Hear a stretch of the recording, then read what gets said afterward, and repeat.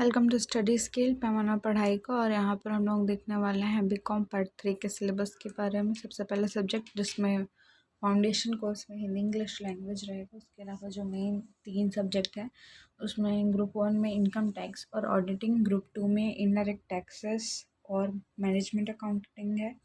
उसके अलावा ग्रुप 3 जो रहेगा उसमें ऑप्शनल्स हैं जिसमें finance area, marketing area, commercial area और उसके अलावा चौथा है money banking and insurance area. इन सब चीज़ के बारे में इन सब में दो पेपर हैं जो कि आपको दिख रहे हैं सामने। पहला है फाइनेंशियल मैनेजमेंट, दूसरा है फाइनेंशियल मार्केट ऑपरेशन जो कि फाइनेंस एरिया में है। मार्केटिंग एरिया में principle of marketing, international marketing. Commercial area में information technology and its application in business.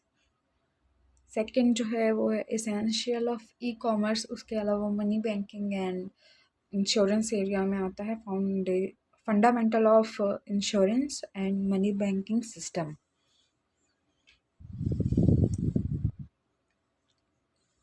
यहाँ पर है ग्रुप 1 का पेपर 1 इनकम टैक्स। उसका सिलेबस आप लोगों को सामने यहाँ पर दिख रहा है। पेपर 1 जो है वो बेसिक कॉन्सेप्ट के बारे में है, ठीक है।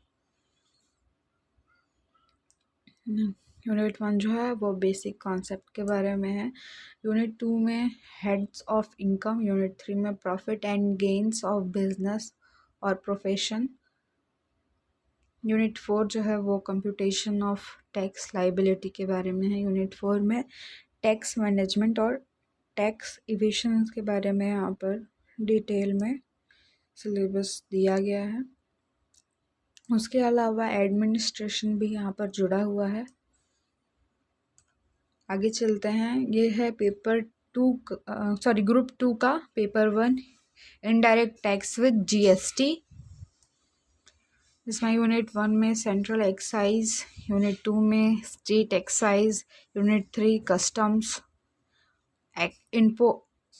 इंपोर्ट और एक्सपोर्ट भी इसमें जुड़ा हुआ है। उसके अलावा है यूनिट 4 जिसमें है सेंट्रल सेल्स टैक्स, ठीक है।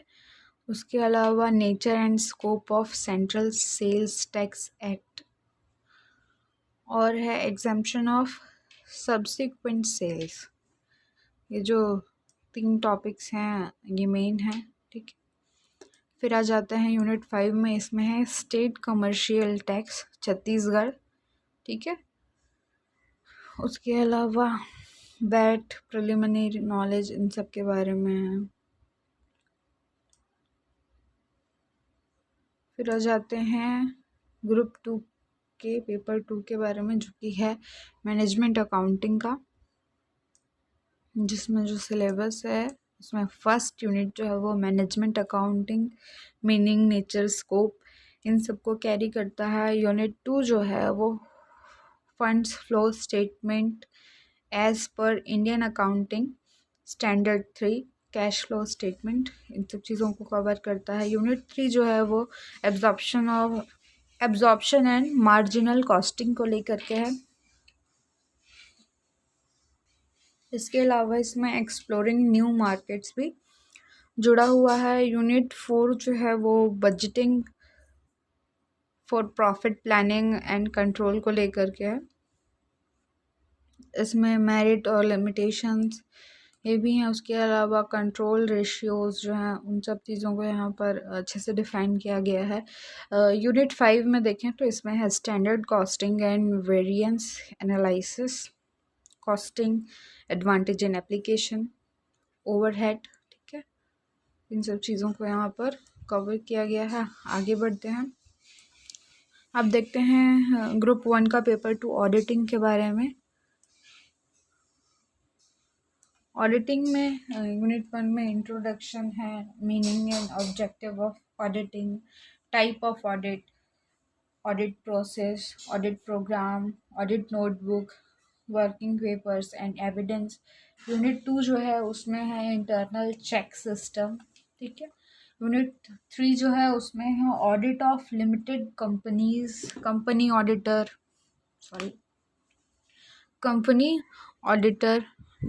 डिविजिबल प्रॉफिट एंड डिवाइडेंड,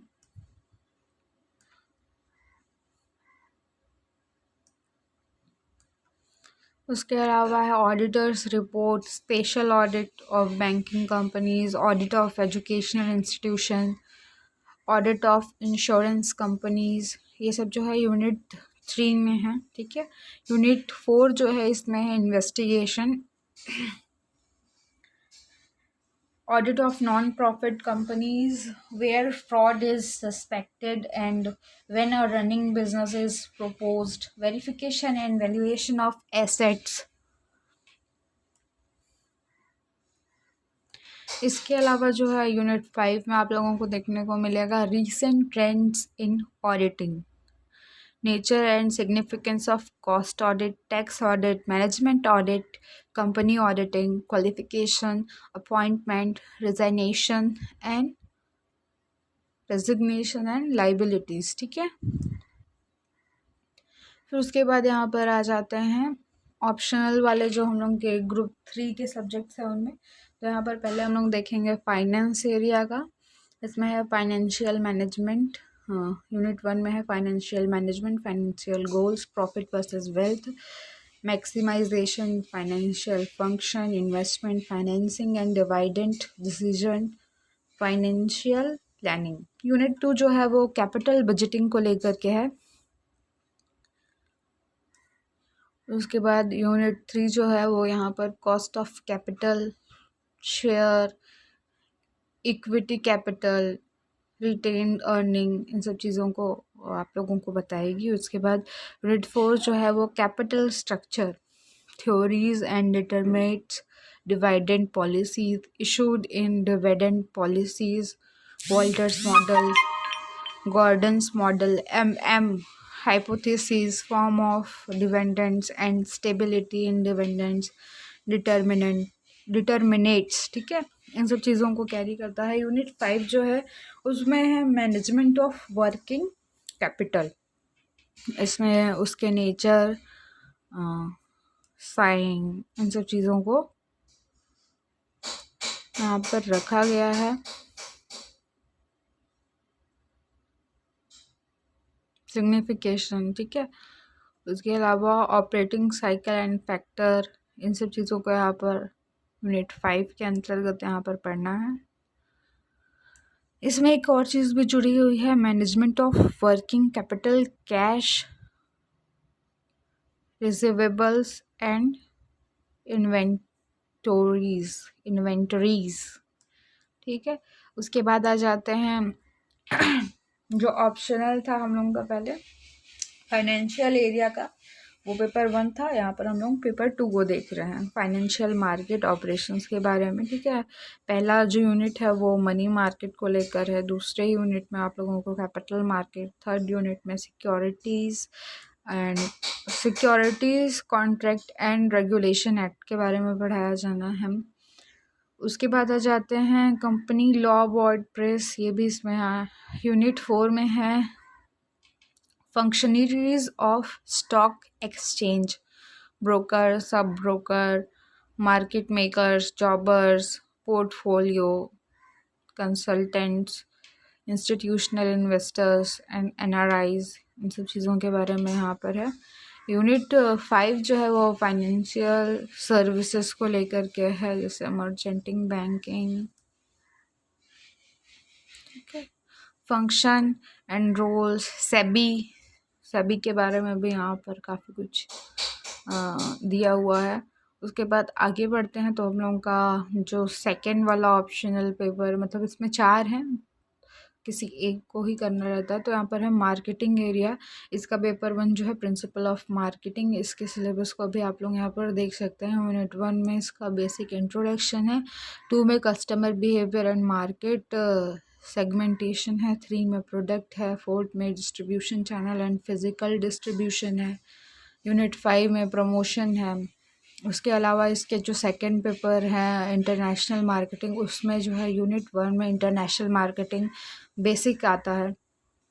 ठीक है, इंट्रोडक्शन ही है वो। और फिर यूनिट 2 में आ जाते हैं तो इसमें identifying and selecting foreign market है, यूनिट 3 में promotion of product service abroad, unit 4 में international distribution, unit 5 export policy and practices in India.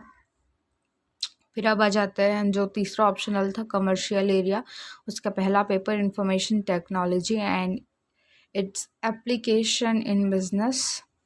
ठीक है, तो इसमें हम लोगों को यहाँ पर देखने को मिलता है यूनिट 1 में information revolution and information technology के बारे में। यूनिट 2 जो है इसमें फंडामेंटल ऑफ कंप्यूटर के बारे में है, कई सारी चीज़ें हैं, नंबर सिस्टम सब डाला हुआ है इसमें। यूनिट 3 जो है वो है इसमें कंप्यूटर बेस्ड बिजनेस एप्लीकेशन। ठीक है, यूनिट 4 में यहाँ पर देखने को मिलता है इलेक्ट्रॉनिक डाटा इंटरचेंज। यूनिट 5 जो है the internet and it's basic concept internet. ठीक है, इन सब चीज़ों के बारे में रहेगा। फिर उसके बाद आ जाते हैं इसकी पेपर 2 को देख लेते हैं। पेपर 2 में एसेंशियल ऑफ ई कॉमर्स है, जिसमें सबसे पहले इंटरनेट और कॉमर्स के बारे में। ठीक है, फिर आ जाते हैं यूनिट 2 में एप्लीकेशंस इन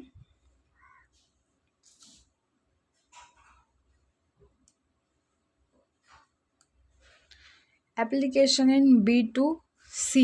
B2C यानी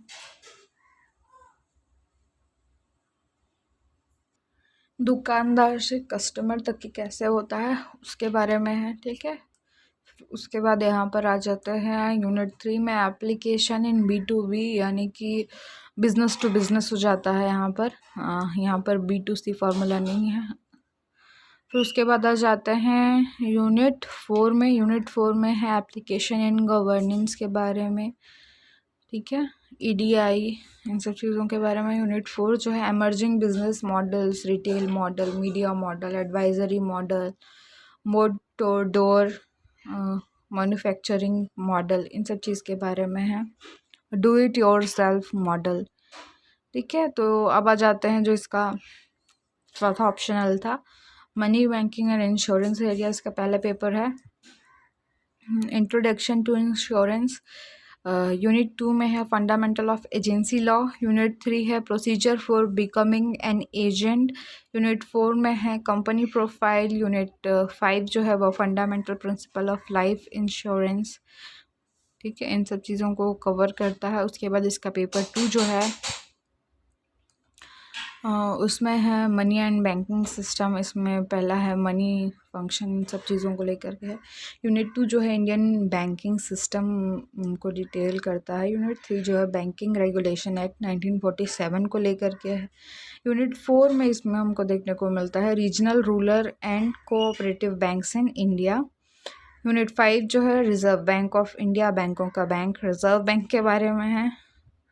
इसके साथ ही जहाँ पर कंप्यूटर एप्लीकेशंस भी पढ़ाए जाते हैं उनके लिए भी 2 पेपर अलग हो जाते हैं। ठीक है, कंप्यूटर एप्लीकेशंस के, तो उनका सिलेबस भी यहाँ पर है। मैं इसको पढ़ नहीं रही हूँ क्योंकि वीडियो बहुत लंबा हो जाता है ऐसा करने पर।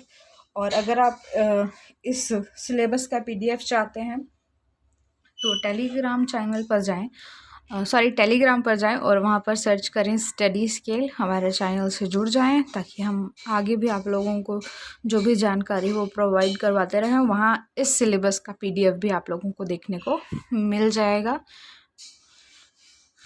मिलते हैं अगले वीडियो में, तब तक के लिए इतना ही, धन्यवाद।